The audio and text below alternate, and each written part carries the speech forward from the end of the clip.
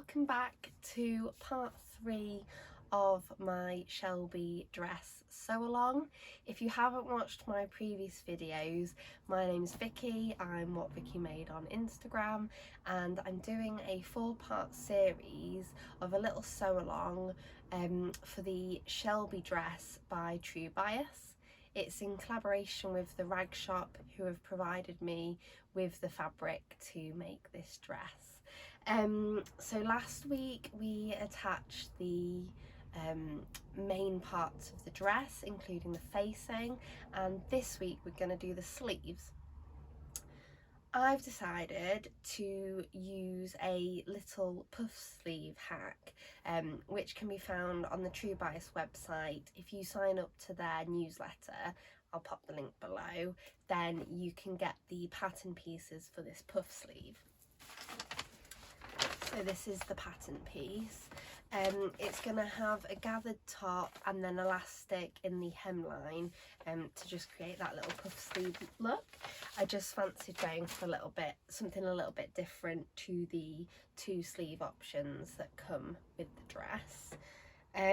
So I'm going to start off by putting my gathering stitches in the top of my sleeve, so they're going to go between the 2 notches on that top sleeve, and I'm going to do 2 lines of gathering stitches. I'll be doing those at my longest stitch length. I'll be doing 1 line at a 1/4 inch seam allowance, and then I'm going to do the other line at 5/8. So I'm just going to, you need to leave tails on the end of each side of your stitching so that you can just gather up your stitching. So I'm going to do both sleeves at the same time. So the next thing you want to do is press up the hem of the sleeve before you sew the sleeve seam. So this is a 1/4 inch followed by 1/2 inch pressed up. Stop. So now you've pressed your seam hems up, you want to unfold the pressing and you're going to pin together the seam of your sleeve and sew this at a 1/2 inch seam allowance. The reason you've already pressed your sleeve hem up is because it's just not as fiddly to already have the pressing there. It just makes it a little bit easier when you come to press and sew your hem. Now, if you were sewing the sleeves that come with the pattern, you would be doing a very similar process. The only difference would be you aren't inserting any elastic into the hem, and the top of your sleeve where you've done your gathers, you won't have as many gathers as I've got because you haven't got that puffiness, and you're going to be trying to ease in the sleeve to the armhole, so you've got really little to no gathers in the head of the sleeve, like this dress that I'm wearing now.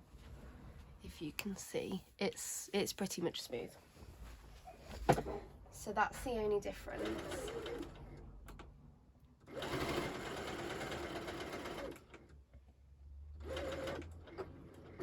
I've decided to overlock this seam because it's very small and it's not very visible. Now I've sewn the seam of the sleeve, I've pressed the seam to the back of the sleeve. You can tell which is the back because that's with the double notch, and then I've just repressed that hemline. What I'm going to do now is I'm going to sew the hem, but I'm going to leave a gap about that big so that I can feed the elastic through later. If you're doing the normal sleeve, you don't need to leave that gap. You can just straight round sew the hem. So now to insert your sleeve, grab your dress with your sleeve hole, So this is how I like to do it to make sure I've got it the right way. So your double notch is going towards the back of the dress to meet with that double notch. So I like to hold my dress and my sleeve like that and then just flip the bodice over.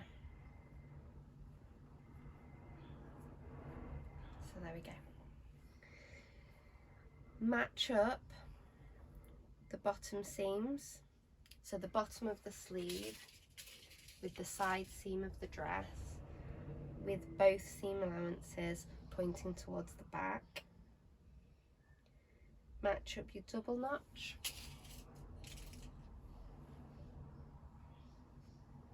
The notch on the top of your sleeve. Match up with the, I can't think of the word, shoulder seam. Gonna remove the bottom of my sewing machine for this because it'll just make it a little bit easier. And then, so for this sleeve, I'm going to even out the gathers around the top of the sleeve to match the size of my armhole, and just make sure that those gathers are nice and even going round. Like I said before, if you, also, I just grab my ends when it's the right size. I grab my ends of my gathering stitches and wrap them round the pin at that notch, and this just stops the ends of your gathers dropping off, which can be really frustrating. So yeah, like I said anyway, if you're doing the normal sleeve, you just want to carefully ease the sleeve into the armhole. That can sometimes be a little bit tricky, but it's well worth it. You just need a little bit of patience and a lot of pins. It is better to use a lot of pins with this, I find. I'm going to start at the bottom, and I'm just going to slowly sew around my armhole at the 1/2 inch seam allowance. You can just check on the inside that it's flat where it should be, gathered where it should be, and then you can turn it right side out. Just check you haven't caught anything.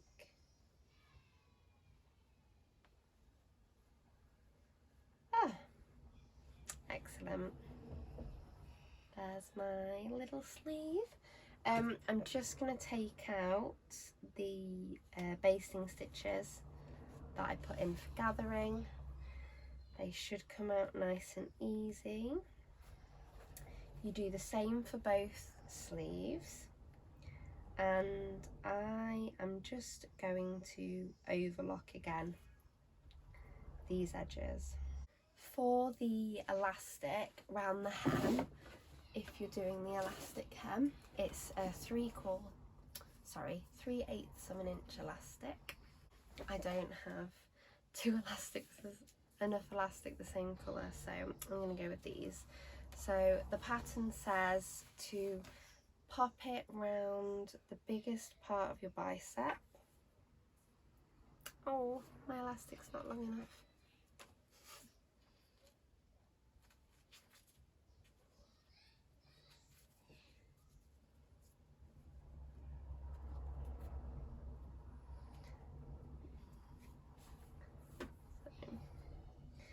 Pop it round, and then it said 1/2 inch overlap and 1/2 inch for ease. So that's there for me.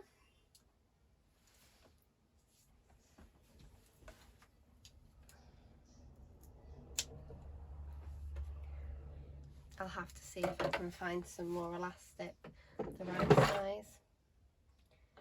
Otherwise, I will have to finish off the other sleeve another time. You just want a safety pin.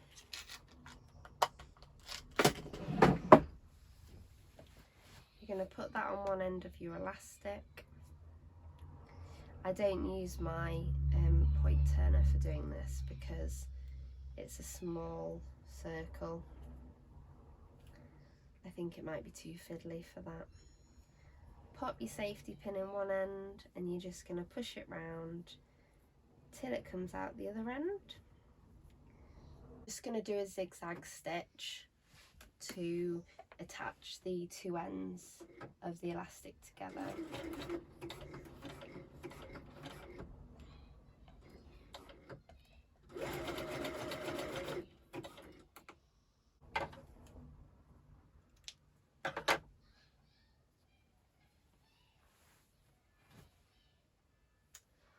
So there's my little puff sleeve. It looks really cute. What I'm going to do now is I'm going to try and find a bit of elastic, repeat that with the other sleeve, and then I will overlock the seam around the armhole, and then I'll pop the dress on and give you a little view of what it's looking like now it's got sleeves on. I really like these. I think they're quite cute. They feel really comfortable. They don't feel too tight around the bottom, and I like that they're a bit airy because they've got that looseness. So yeah, we're nearly finished now. The last things that we've got to do, which I'll cover next week, are the buttons and buttonholes and the hem. I'm going to be making fabric covered buttons to go with this dress, so that's not something I've had a go at making for a really long time, and last time I made them they were very awkward, so we will see how that goes this time. I've also noticed since pressing the front of the dress again after doing my understitching, I have got a little bit of rippling on the front of the dress, so I'm just wondering if I might have stretched it a little bit when I did the pressing, but I think that's something that'll iron out when I wash the dress. Yeah, so I am really happy with how this is going, and I will see you next week for the final week of my Shelby dress sew along.